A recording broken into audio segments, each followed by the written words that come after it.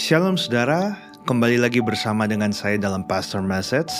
Mari sama-sama hari ini saudara kita mau buka hati kita untuk kita sama-sama belajar firman Tuhan supaya kehidupan kita diperbaharui dari waktu ke waktu. Saudara, saat ini saya ingin mengajak setiap kita sedikit berpikir saudara. Jika seseorang mendengar nama kita, kira-kira apa yang ada di benak pikiran mereka saudara? Saya Yusak. Pada waktu orang lain, orang yang mengenal saya tentunya, mendengar nama Yusak, kira-kira saudara, hal apa yang ada di benak mereka? Apakah hal-hal yang baik? Hal-hal yang positif? Atau jangan sampai saudara, pada waktu orang mendengar nama kita, hanya ada hal-hal yang buruk, hal-hal yang negatif. Mungkin orang ingat kita sebagai orang yang tidak pernah nurut. Mungkin orang ingat kita adalah orang yang suka berbohong, suka menipu, tidak punya skill, malas, tidak mau bekerja saudara. Nah saudara, jangan sampai orang-orang itu pada waktu mendengar nama kita, mereka berpikir bahwa kita adalah orang yang selalu berulah saudara. Tetapi saat ini sama-sama saudara, mari kita mau belajar lewat firman Tuhan, supaya pada waktu orang mendengar nama kita, mereka akan ingat bahwa kita adalah pribadi yang baik, pribadi yang luar biasa, bukan pribadi yang berulah, tetapi pribadi yang berubah. Yaitu ada perubahan dari waktu ke waktu ke arah yang lebih baik. Sama-sama saudara, saat ini kita baca dalam Kolose 3 dimulai ayat yang ke-8. Berkata demikian, tetapi sekarang buanglah semuanya ini, yaitu marah, geram, kejahatan, fitnah, dan kata-kata kotor yang keluar dari mulutmu. Saudara, firman Tuhan ini sangat mengingatkan kita bahwa dikatakan buanglah semuanya ini. Apa aja? Marah, geram, kejahatan, bahkan fitnah, dan kata-kata kotor yang keluar dari mulut setiap kita. Saat ini sama-sama kita mau introspeksi saudara diri kita. Apakah kita masih melakukan hal-hal yang tidak baik ini? Apakah masih ada amarah di dalam hidup kita saudara? Apakah masih ada kejahatan yang kita lakukan? Kejahatan itu bukan hanya yang kasat mata saja saudara, tetapi kejahatan di dalam pikiran juga terhadap seseorang. Pada waktu mungkin ada orang lain yang lebih hebat dari kita, lebih muda dari kita, lebih memiliki skill daripada kita, lebih rajin dari kita. Maka di saat itu kita muncul mungkin keiri hatian, kecemburuan sosial, sehingga saudara kita memperlakukan tidak baik kepada orang tersebut saudara. Saya katakan ini merupakan kejahatan juga. Dan semua hal ini saudara berkaitan dengan apa? Dengan hati. Karena semua yang keluar dari mulut kita, dari kata-kata kita, dari tindakan kita semuanya, itu adalah cerminan dari apa? Dari hati. Saudara, jika saudara punya rumah, tentunya setiap hari rumah kita akan selalu dibereskan, betul? Disapu, dipel, kalau ada sampah-sampah kita akan kumpulkan, kita akan buang. Saudara, hati itu sama seperti sebuah rumah yang kita tinggali saudara. Kalau rumah tidak pernah dibersihkan selama 1 minggu, 1 bulan, bahkan 1 tahun saudara, bisa kita bayangkan betapa kotornya, betapa berdebunya saudara. Mungkin sampah di mana-mana, mungkin juga udah gak sehat lagi. Kita yang tinggal di dalam rumah yang tidak pernah dibersihkan itu pasti gak akan nyaman saudara, karena banyak bakteri saudara. Dan tentunya rumah ini harus dibereskan setiap hari, sehingga apa? Kelihatan bersih, kelihatan sehat. Pada waktu kita tinggal dalam rumah ini pun kita akan merasakan kenyamanan saudara. Nah, sama dengan hati kita. Hati kita ini perlu dibereskan. Tidak bisa dipungkiri bahwa setiap kita telah jatuh dalam dosa saudara. Maka pikiran-pikiran yang buruk itu mungkin akan selalu ada pada waktu kita terpicu oleh sesuatu hal yang kita lihat, yang kita rasakan, yang kita alami. Tetapi saudara, kita punya firman Tuhan. Dan firman Tuhan saat ini berkata, buanglah semua itu. Mari sama-sama saudara saat ini, jika di hati kita masih memiliki hal-hal yang kotor ini, firman Tuhan katakan buang, bersihkan.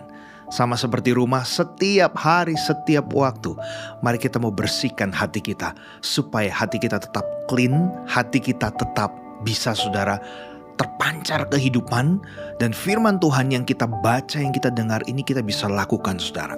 Ayat yang ke-9 berkata demikian, jangan lagi kamu saling mendustai, karena kamu telah menanggalkan manusia lama serta melakukannya. Saudara, dikatakan jangan sampai ada dusta di antara kita. Ada banyak orang yang berdusta, ada banyak orang yang berbohong karena apa? Karena satu hal, gengsi, saudara. Nah, gengsi ini menjadi satu hal yang sangat krusial sekali bagi setiap manusia, saudara. Karena siapa sih yang tidak memiliki gengsi? Tentu banyak orang, bahkan mungkin kita, saudara, saat ini.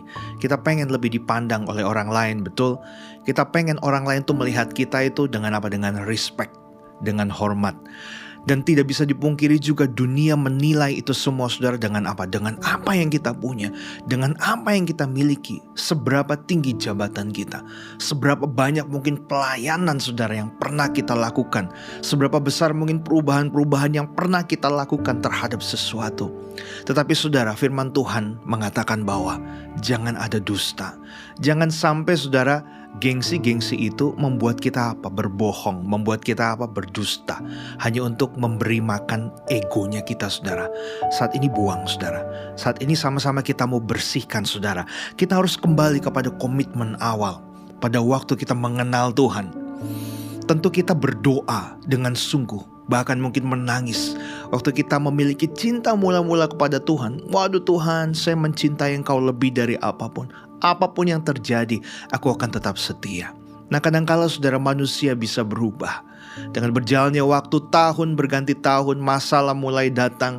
Lalu sana sini, saudara, mungkin ada banyak hal-hal yang mempengaruhi kehidupannya, sehingga kita bisa berubah.